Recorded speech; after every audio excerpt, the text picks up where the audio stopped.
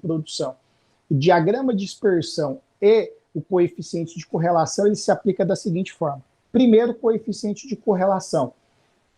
Quando eu executo uma mudança, quando eu aplico um método, por exemplo, na quantidade, na base Y, de alguma forma eu tenho uma alteração no eixo Y.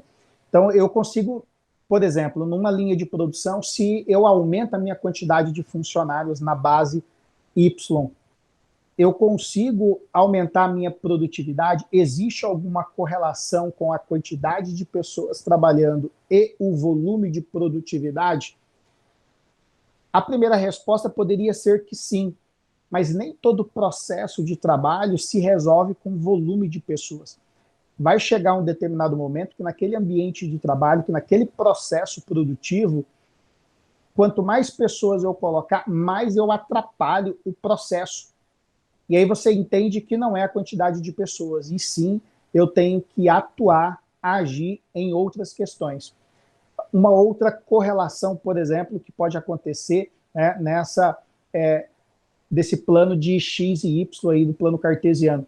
Se eu aumentar o salário dos funcionários, eu consigo ter uma maior motivação e uma maior produtividade dos trabalhadores? Então, eu vou fazendo correlações ao longo do meu processo, tanto de volume e de tempo, ou qualquer outra variável que eu possa querer construir dentro desse plano cartesiano. Essa seria a correlação. E o que seria o diagrama de dispersão? O diagrama de dispersão é exatamente eu fazer o cruzamento desses pontos ao longo aí do tempo ou do volume, ou da quantidade e da produtividade dentro do processo de produção. Então, eu vou cruzando isso dentro do plano cartesiano. Então, quanto mais tempo, quanto maior a quantidade, maior o volume, maior a produtividade. Então, se eu mexo no salário, eu consigo ter ali uma maior motivação desses funcionários, aonde que isso se encontra. Então, eu vou construindo esse mapa dentro desse plano cartesiano ao longo dos pontos. Então, eu tenho aí o time, que ele poderia ser aí de uma jornada de 8 horas de trabalho, e ele poderia ser o volume de produção dentro dessa jornada de trabalho. E com isso eu vou cruzando esses pontos na tentativa de identificar correlações. E com isso, bom, o que eu consigo identificar dentro desse processo de produção?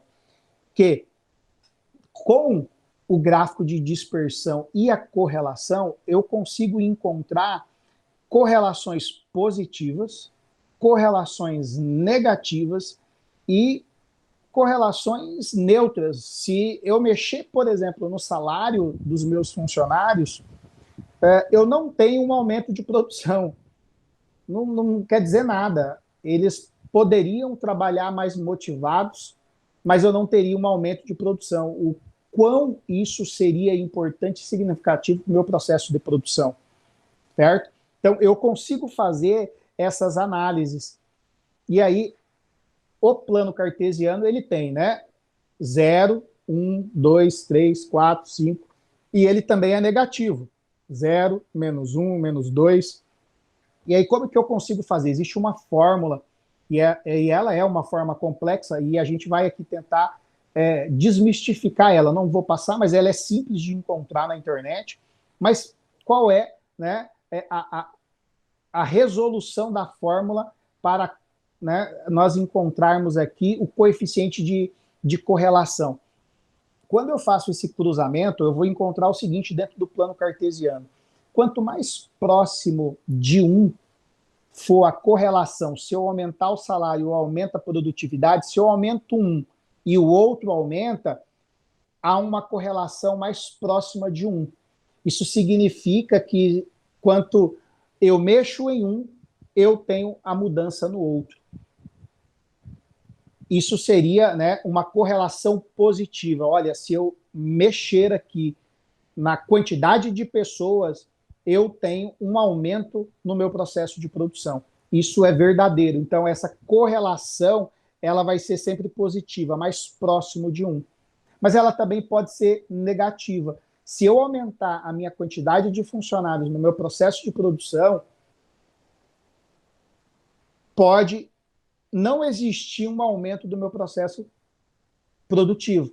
Então, essa correlação ela vai se tornar negativa, ela vai ficar mais próximo de -1, que seria na base, né, do plano cartesiano, quando a gente faz o fechamento ali. Isso mostra que, se eu aumentar a quantidade de funcionários, eu não tenho um aumento da minha produtividade. Ou, né, se eu aplicar um método diferente de execução, eu terei um aumento no meu processo produtivo. Pode ser que um não tenha nada a ver com o outro. Vou pegar um exemplo aqui. Movimento na rua, na frente do estabelecimento. Se eu tenho um movimento intenso na rua, as minhas vendas aumentam? Existe alguma correlação com o movimento na rua e o aumento das minhas vendas? Talvez você pode falar assim, professor, se for no início de mês, sim, porque todo mundo recebe, então está todo mundo na rua, isso representa um aumento nas minhas vendas. Então você vê que há aí uma correlação positiva. E você consegue identificar isso dentro do plano cartesiano, né? X e Y.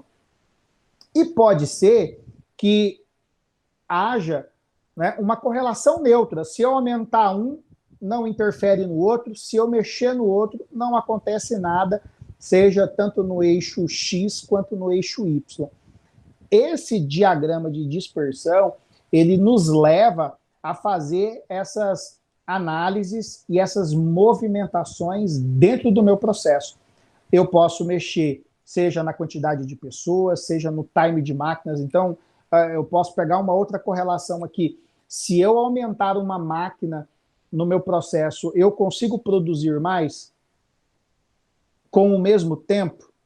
Sim, não, é óbvio, professor. O gráfico serve para isso, né? Eu estou aqui trazendo exemplificações óbvias. Então, o diagrama de dispersão e o coeficiente de correlação tem, né, esta finalidade. Se eu mexer numa ponta, eu altero a outra, ou ela não tem nenhuma relação, ou ela é neutra, tanto faz. Esse tipo de análise, ele contribui muito para com que você consiga fazer movimentações, alterações, adequações ao longo do seu processo. Porque pode acontecer de a gente fazer inferências qualitativas de experiências, né, operacionais, de vivência, e elas não estarem de acordo com aquilo que realmente é o que acontece no processo de trabalho. Tanto o diagrama de Pareto, né, o princípio de Pareto, quanto o diagrama de dispersão com o coeficiente de correlação, nós conseguimos fazer isso no Excel. E você consegue fazer essas análises entre empresas. Por exemplo, tempo e qualidade. O tempo tem alguma coisa a ver com a qualidade? Vamos pegar os fast foods como exemplo. Aí você tem 3 fast food. Cada um entrega num tempo. E cada um, né, tem uma qualidade. Aí você vai dar aí uma nota de 0 a 10, tanto para a qualidade quanto para o tempo. Será que existe alguma correlação com o tempo de entrega e a qualidade do produto? Com mais tempo para entregar, quanto mais demora para entregar, mais qualidade tem o produto. Ou não tem nada a ver? Quanto mais rápido o produto foi entregue, mais qualidade tem. Ou, quanto mais, né, rápido o produto foi entregue, menos qualidade tem. Você compreendeu isso?